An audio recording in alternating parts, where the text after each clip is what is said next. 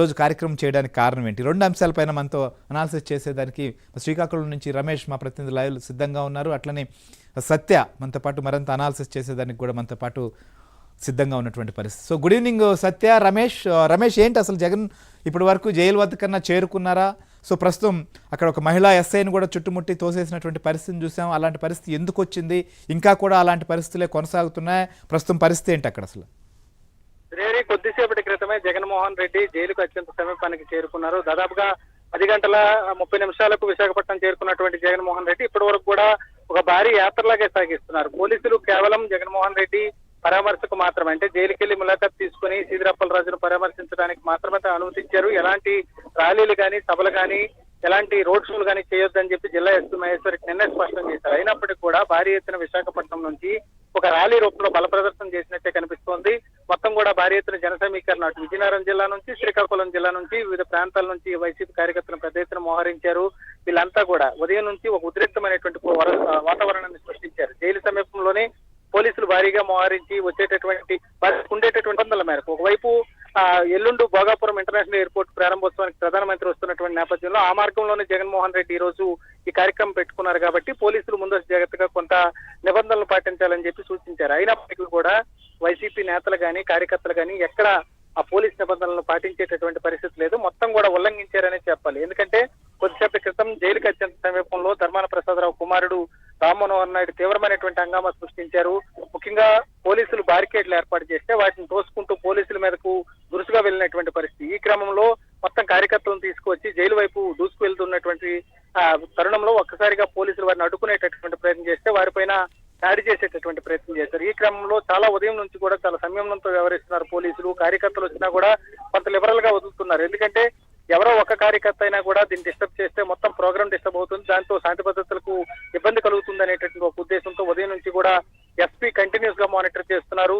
సామరస్యంగా కార్యక్రమాన్ని నిర్వహించుకోవాలని చెప్పి పదే పదే సూచన చేస్తున్నారు. అయినప్పటికీ కూడా ధర్మాన రామ్మనోహర్ నాయుడు పెద్ద కార్యకర్తలు తీసుకొచ్చి పోలీసులపైకి వెళ్ళినటువంటి పరిస్థితి. దీంతో స్వల్పంగా లాఠీ చార్జీ చేయాల్సినటువంటి పరిస్థితి కూడా ఏర్పడింది. దీంతో పాటుగా ఆమదాల వలస నుంచి వైసీపీ ఇన్ఛార్జ్ చింతాడ రవికుమార్ భారీగా కార్యకర్తలు తీసుకొని జైలు వైపు వచ్చేటటువంటి ప్రయత్నం చేస్తే కొత్త రోడ్డు దగ్గర విధి నిర్వహణలో ఉన్నటువంటి మహిళా ఎస్ఐ, బూత్ ఎస్ఐగా పనిచేస్తున్నారు ప్రవళిక అనేటటువంటి మహిళ, ఆమె అక్కడ విధులు నిర్వహిస్తున్నారు. ఎంతమంది వెళ్ళడానికి వీల్లేదు, పై అధికారులు ఇచ్చినటువంటి సూచనలు పాటించాలని పదే పదే రిక్వెస్ట్ చేస్తున్నప్పటికీ కూడా ఆమెను నెట్టేసేటటువంటి ప్రయత్నం చేశారు. ఆమె పైన దురుసుగా ప్రవర్తించారు. ఆమె ఇటీవలే గుండె శస్త్రచికిత్స చేసుకున్నారు. విధి నిర్వహణలో కూడా ఈ మధ్యనే జాయిన్ అయ్యారు. అలాంటి వ్యక్తి, ఆమె గురించి రవికుమార్ కి తెలుసు. కానీ ఆ విధి నిర్వహణలో ఉండేటటువంటి మహిళని కూడా చూడకుండా ఆమె నెట్టుకుంటూ ముందుకు వెళ్లేటటువంటి ప్రయత్నం చేశారు. ఈ క్రమంలో ఎస్ఐ అక్కడ పడిపోయారు. సిబ్బంది ఆమెను పక్కకు తీసుకువెళ్లారు. ఆ తర్వాత అక్కడ నుంచి చూసుకుంటూ వైసీపీ కార్యకర్తలు ముందుకు వచ్చారు. మొత్తం కూడా వ్యవహారం చూస్తే ఉదయం నుంచి కూడా ఒక ఉద్రిక్తమైనటువంటి వాతావరణం క్రియేట్ చేయాలి. పర్యటన అయినంత వరకు కూడా మొత్తం కాన్సన్ట్రేషన్ అంతా కూడా డైవర్షన్ చేయాలి శ్రీకాకుళం వైపు అనేటువంటి ఒకే ఒక కాన్సెప్ట్ తో వైసీపీ శ్రేణులు కానీ, నేతలు కానీ పనిచేస్తున్నారు.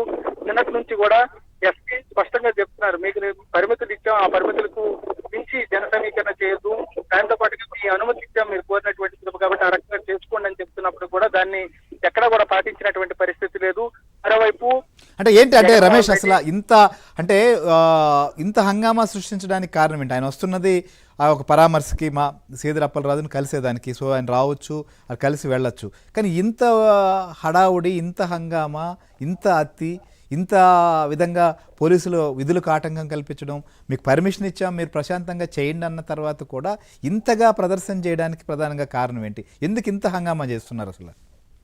అంటే శ్రీకాకుళం జిల్లాలో ఒక రకమైనటువంటి చర్చ జరుగుతోంది. ముఖ్యంగా ఒక యాక్సిడెంట్ కేసులో చట్టాన్ని తప్పుదోవ పట్టించి నిందితులను కాపాడేటటువంటి ప్రయత్నం చేశారనేటటువంటి ఆధారాలను తారుమారు చేశారనేటటువంటి అభియోగాల మీద రిమాండ్ ఖైదీగా ఉన్నారు అప్పలరాజు.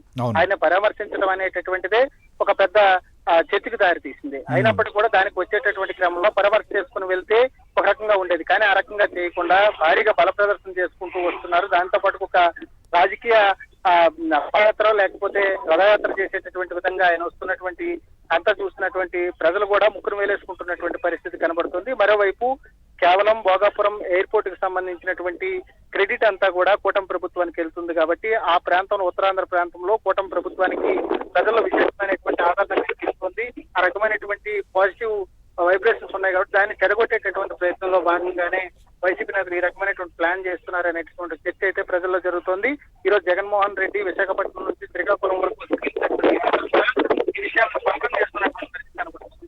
పరామర్శకు వచ్చినటువంటి వారు ఎలాంటి హడావుడి ఆర్భాటం లేకుండా రావాలి, కానీ జెండాలు అదేవిధంగా డీజేలు పెట్టుకుని పెద్ద ఎత్తున కార్యకర్తలు వెంటేసుకుని వస్తున్నటువంటి పరిస్థితి, ఇవన్నీ కూడా చూసినటువంటి జగన్మోహన్ రెడ్డి వైఖరి పైన రకరకాలుగా చర్చించుకున్నటువంటి పరిస్థితి కనబడుతుంది. రైట్. సో సత్య, గుడ్ ఈవినింగ్.